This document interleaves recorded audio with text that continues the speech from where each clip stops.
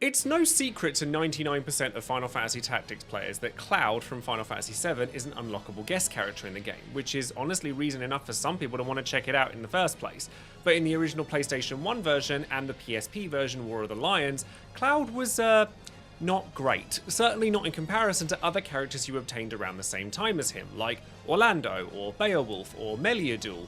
The changes in the Ivalice Chronicles made to Cloud, however, certainly put in some work to make him a better character, so let's explore how this was done and how he compares to his previous self. In this video, we'll be taking a look at why Cloud was considered poor in the original, what's changed in the Ivalice Chronicles and how he's been made better, and also some build options for him so that you can use him to the best of his potential in this new version of Final Fantasy Tactics. So if that's all interesting to you, then stick around. Obviously, I'll be talking about the late stages of Final Fantasy Tactics in this video, so a quick spoiler warning for all of you just in case.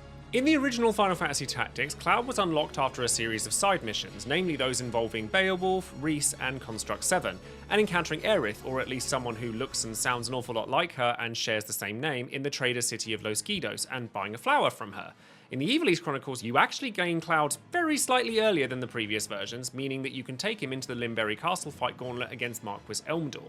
Whereas previously, you couldn't unlock him until after that point. It's only a very slight adjustment, but it is emblematic of the fact that Square Enix has made efforts to make Cloud a more desirable character than he once was. Once obtained, Cloud has a special class that replaces Squire, much like a lot of the other story characters in the game named Soldier, which is appropriate to Final Fantasy VII, with a range of abilities named after his limit breaks in his original game, with a solid magic and physical stat growth, and is only able to equip swords while he's in this job. Realistically though, Cloud was only ever able to equip one sword.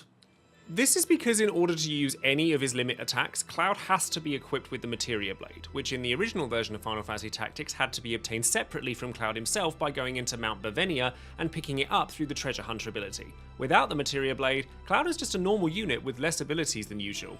Well, except for one additional aspect. Cloud is the only male character in the game that's able to equip either a ribbon or a beret, which are equipment items that are exclusively equipable by ladies. I guess this is a nod to his proclivities as a Lady of the Night in Final Fantasy VII.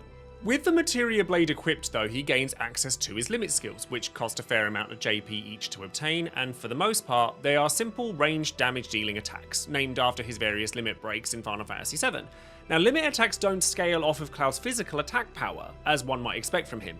Instead, they're all magic attack based, so Cloud actually functions like a mage much more than a warrior or a knight. The limit break attacks actually function even more like spells than you might think, because they all have a cast time, so when you activate one, you don't actually get the skill's effect occur for a few turns after it, and some of them take a lot longer than others, so where Braver might activate quite quickly due to having a fast cast time but not great damage, Omnislash or the brand new skill Cherry Blossom take a significantly longer time to cast, and because the limit skills can only target a tile rather than a unit like Black Magic can, thereby tracking the unit wherever it goes, it's entirely possible to miss with the slower casting limits, and in the original game, highly likely to. The limitations to Cloud's equipment, as Materia Blade is a decent weapon but certainly not the best in the game, and the slow speed of his limit skills, made him pretty undesirable after he was unlocked in the original game, certainly when compared to the likes of Orlando or Meliadul, who were unlocked before and after him respectively, who can both activate really powerful attacks without a charge time at all, while breaking equipment or inflicting powerful statuses at the same time. It didn't help either that originally Cloud was received at level 1, so if you wanted him to compete with the rest of your party after getting him, you'd be sitting there training him for quite some time before he even became usable at all. In the Ivalice Chronicles, however, a lot of that has been changed for the better, and in some ways actually makes him competitive with some of those stronger units, even though those changes are pretty subtle at first glance. We'll start with his equipment. Cloud is still locked to swords and still has to be equipped with the Materia Blade in order to use his limit attacks, but when Cloud is acquired in this game, not only does he come leveled to an appropriate level to your existing party regardless of what level they are, I got mine at around level 43, 44, something like that, but he also comes with the Materia Blade already equipped. But what about that sword hidden in Mount Bavaria? Where's that gone? Well, it's still there, except it's not the normal Materia Blade anymore. It's now the Materia Blade Plus, which has a much higher attacking stat than the original, going from 10 to 16, and also bolsters Cloud's magic stat by 4, which is extremely relevant to him considering that his limit abilities, as well as the jobs you'd likely want to pair with him, are magic based. The attacking stat itself isn't exactly the highest you can receive in the game, that would be Chaos Blade at a whopping 40, but that increase in magic is actually pretty game changing for Cloud. Cloud also got buffed inadvertently due to a change in the mechanics of the game overall, as charge times across the board have been lowered, meaning that all spells and abilities that have charge times are more desirable for all jobs. I made a lot more use of the Dragoon this time around than I ever have done before, for example, and Cloud massively benefits from this change as well. The limit abilities were just a bit too slow for their own good to begin with, especially when in the majority of cases they were basically just non-elemental magic attacks that were fairly unremarkable, but now that they're more reliable, they're generally more useful than they were, with two notable exceptions in particular for not being quite so unremarkable. Clim Hazard is surprisingly useful in the last stages of the game, especially against the Lucavi that have a large pool of HP. Clim Hazard deals damage to a single enemy at a range of 2 equal to the amount of damage they've already taken, so if you've dealt a large chunk of damage to them already with other characters, then Cloud can double down on this by using Clim Hazard, guaranteeing up to the limit of 999 damage per cast, and it'll only get stronger each time that you use it. Finishing Touch, however, I consider to be the real reason to use Cloud in your party. Finishing Touch has a range of 3 and affects an area of 2, so a little cross shape, and doesn't actually deal damage at all, but inflicts a random status condition on each of the enemies it affects. Now this sounds rough, but when you consider that the pool of effects it can have are Stop, Stone, or outright KO, you're essentially guaranteed to take a small group of enemies out of the fight entirely just by casting this skill. Even when exploring the depths of Midlight's Deep, which is the super dungeon in Final Fantasy Tactics, there's a lot less enemies resistant to this than you might think, so trust me when I say you'll get a ton of mileage out of Finishing Touch, if that's the way you want to build your Cloud after all. Cloud's other limit breaks are more useful than they were too. Omni Slash, Cherry Blossom and Meteor Rain can be really damaging, but I'd still consider them to be fairly unremarkable as compared to the other two I've listed, as they're still much slower and have to be positioned well due to how large their area of effect is. They're fine, don't get me wrong, but they're not the reason to run Cloud if you ask me. On to how best to build Cloud, there's a couple of different ways you can go. I personally opt into Clim Hazard and Finishing Touch as my reasons to have him in the team. And the nice thing about these is that the magic stat is basically irrelevant to their usefulness, so you can worry more about other stats. I very much encourage you, by the way, when building any form of Cloud, to level him up as a ninja for at least a while, so that you get that much needed speed stat from doing so, as any speed that Cloud can get is an absolute win. Obviously, you're going to want to have the Materia Blade equipped, the Materia Blade Plus preferably, and then another ability that is an absolute must for Cloud is Swift Spell, which is learnt through the Time Mage's skill list. This makes his limits come out even faster, and you want them to come out quickly so that you avoid any situations in which they could miss. Now, I actually stuck with the Time Mage's abilities and turned Cloud into something of a support character that's very capable of KOing smaller enemies with Finishing Touch and dealing extra damage to bigger ones with Clim Hazard.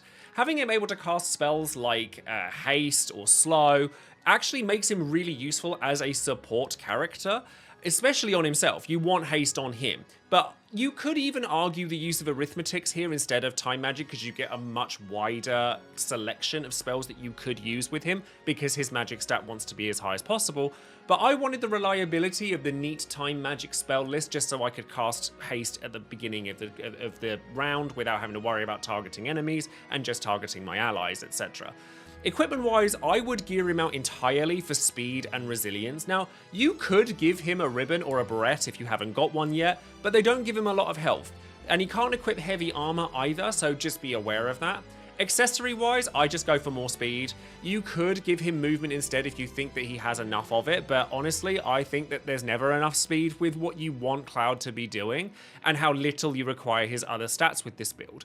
And then you can either go with Shira Hadori and a high bravery stat for high parry rates, or auto potion for general resilience, and the best movement skill you have for his movement abilities. My Cloud has movement +2 rather than +3, simply because I couldn't be bothered to go through the rigmarole of unlocking Bard for him, to be quite honest. If you do want to use his magic power to use his other abilities, then you could go into black or white magic or arithmetics as his secondary skill set, especially considering that you already have Swift Spell equipped, but I actually prefer to use Aido from the Samurai, as that's also related to the user's magic stat, and Cloud happens to come with a lot of the Samurai skills already because he comes with the job maxed out at level 8, and it gives Cloud a more well-rounded variety of skills, as some of the Aido skills are more support-based in nature, like Murasame Kiyomori or Kiyomori, and you can use limits at range and then Aido if enemies have gotten too close to you.